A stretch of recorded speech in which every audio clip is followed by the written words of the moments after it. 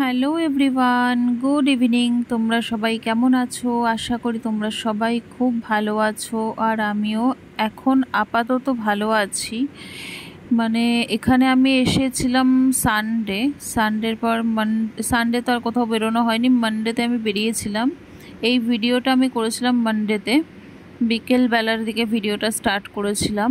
তখন বাজে কটা, বিকেল 5টা 5:30 হবে, তখন ভিডিও করেছিলাম। আর আজকে হলো, আমি এখন যে সময়টা ভয়েস দিচ্ছি সেটা হলো, আজকে কী বার? আজকে হলো থার্সডে। ঠিক আছে, থার্সডে। এখন বাজে প্রায় রাত 12টা কিংবা 12:30 হবে। টাইমটা দেখিনি ঠিক মতো, তো সেই এক্স্যাক্ট টাইমটা আমি বলতে পারছি না। কিন্তু যখন আমি এসেছিলাম সেটা হলো সানডেতে এসেছিলাম, মানডে বেরিয়েছিলাম। টিউসডে থেকে আমার বাবাইয়ের শরীরটা প্রচণ্ড খারাপ হয়ে যায়, মানে জ্বর হয়, জ্বর আসছে যাচ্ছে, মানে 102 101 এরকম জ্বর। তারপরে টুইসডে তো বিকেল থেকে জ্বর শুরু হয়, তো বিকেলবেলায় নর্মাল যে ঘরে ওষুধ ছিল সেটা খাইয়েছিলাম, তাতেও কোনো রকম কিছু হচ্ছিল না। তারপর আমি আবার একটু নেটে দেখলাম যে কি ওষুধ দেওয়া যায়, তো আমাদের কাছে P120 ছিল, সেটা কাজ করছিল না। আবার নেটে দেখলাম যে এই বছরে বাচ্চাদের কি ওষুধ দেওয়া যায়, ওখানে লেখা ছিল 250, কিন্তু আমি কোনোরকমভাবে ওর উপর এক্সপেরিমেন্ট করতে পারছিলাম না।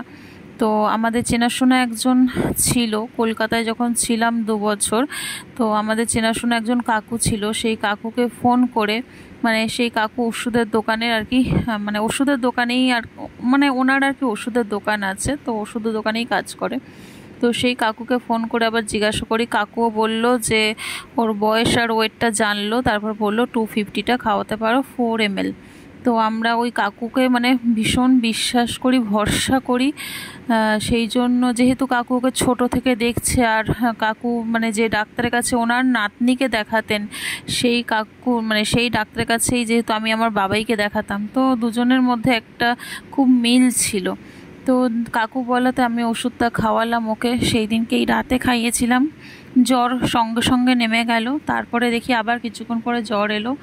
তারপরে সেই রাতেই আবার কাকুকে ফোন করি, কাকু বলে ডাক্তার দেখাতে। তো সেখান থেকে আবার বুধবার দিন সকালবেলা আমরা ডাক্তার দেখাই। ডাক্তারও বললো P250টাই খাওয়াতে, ওটাই ঠিক আছে। 4 ml ওটাই বলল, মানে ওই ডোজটাই খাওয়াতে বলল, সঙ্গে একটা অ্যান্টিবায়োটিক, তারপরে একটা অ্যান্টি অ্যালার্জির ওষুধ দিল। সেটা খাওয়ার পর বৃহস্পতিবার মানে বাবাইয়ের শরীরটা একটু ঠিক হলো। মানে মঙ্গলবার থেকে বুধবার থেকে শুরু করে মানে 3 দিন বৃহস্পতিবার পর্যন্ত, মানে আজকে একটু শরীরটাও ঠিক হয়েছে বলে আমি ভিডিওটাতে ভয়েস দিতে পারছি।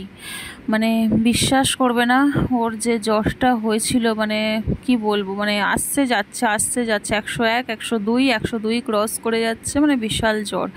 তারপরে সারাক্ষণ কাঁদছে, ওর ঠাম্মি তো মাথায় জলপট্টি দিচ্ছে, আমি ওকে ভোলাচ্ছি, ওর বাবা ওষুধ খাওয়াচ্ছে, মানে সবাই মিলে ব্যস্ত।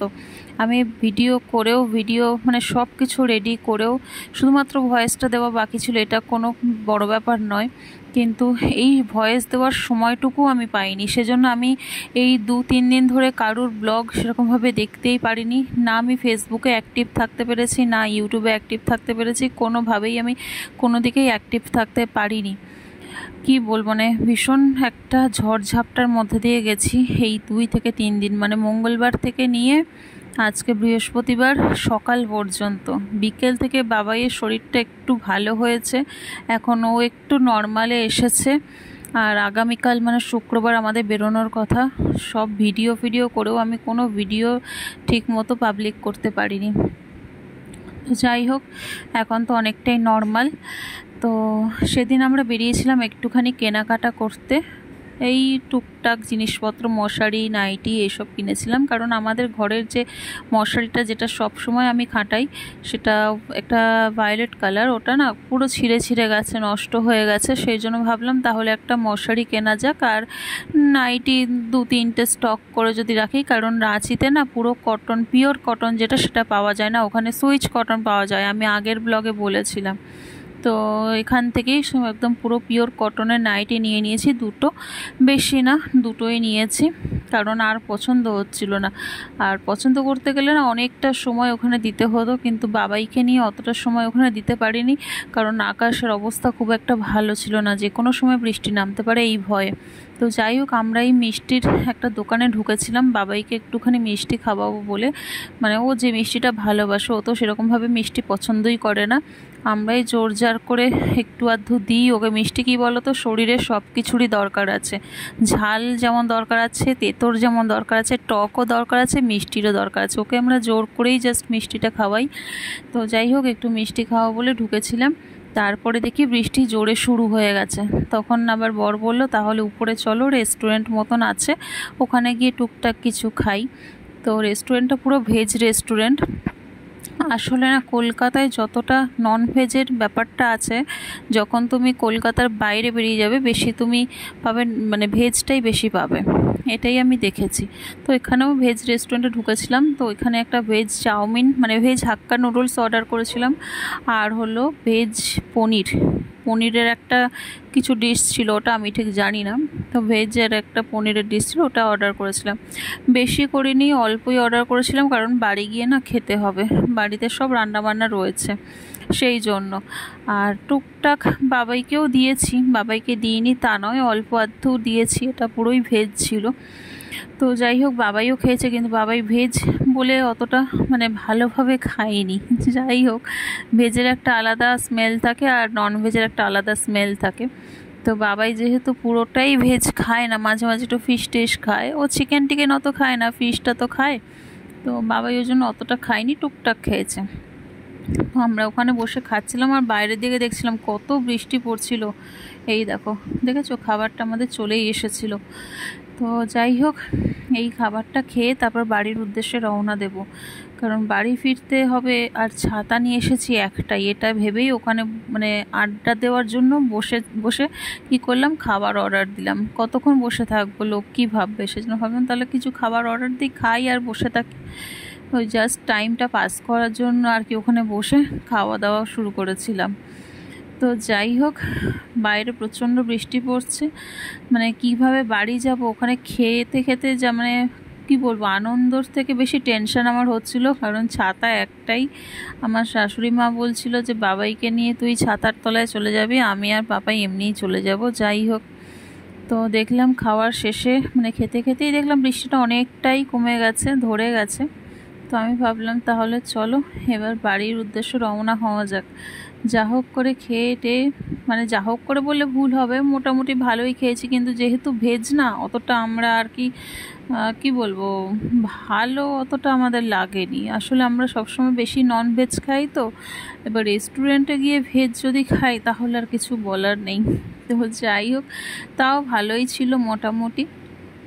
তো সেগুলো খাওয়া দাওয়া শেষ করে তারপর বাড়ির উদ্দেশ্যে রওনা দিয়েছিলাম। বাড়িতে এসে মানে আর এক সমস্যা, বাড়িতে এসে হচ্ছে বাবাই তো ঘ্যানঘ্যানি শুরু করেছে, ওর খিদে পেয়ে গেছে, তো ওর খাবারটা রেডি করতে হবে, তারপরে তো খাবে, কারণ ও তো রেস্টুরেন্টে সেরকম কিছু খাইনি। একটা মিষ্টি খেয়েছিল, দুধের মিষ্টি, দুখানা মিষ্টি নেওয়া হয়েছিল, একটা দুধের আর একটা মানে দুটোই দুধের নেওয়া হয়েছিল।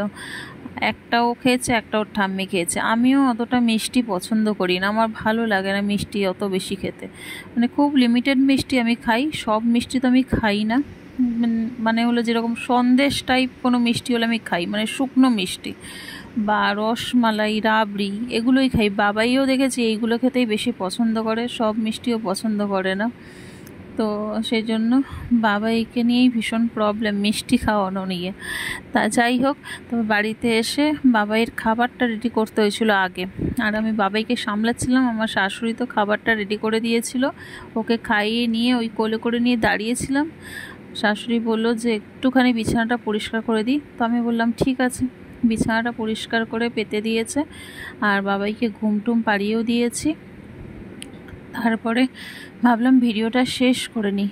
তো ভিডিওটা শেষ করার জন্য এ ঘরে এসেছি, এসে দেখছি মুখের অবস্থা একদমই খারাপ, সারাদিন মুখটা ভালো করে ধোয়াই হয়নি। এসে তো একটু মুখে যে জল দেবো সেটাও সময় পাইনি, মানে বাবাইকে নিয়েই ব্যস্ত হয়ে পড়েছিলাম।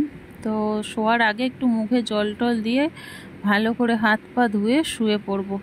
এখানে না গরমটা একটু অনেক বেশি, রাঁচিতে ঠান্ডা ঠান্ডা ওয়েদার, কম্বল গায়ে দিতে হয়, কিন্তু এখানে কম্বল তো গায়ে দিই না, একটা চাদরও গায়ে রাখতে ইচ্ছা করে না, এখানে ভীষণই গরম। তো যাই হোক, আজকের মতো ভিডিওটা এখানেই শেষ করছি। দেখা হবে কালকে তোমাদের সাথে পরের ভিডিওতে।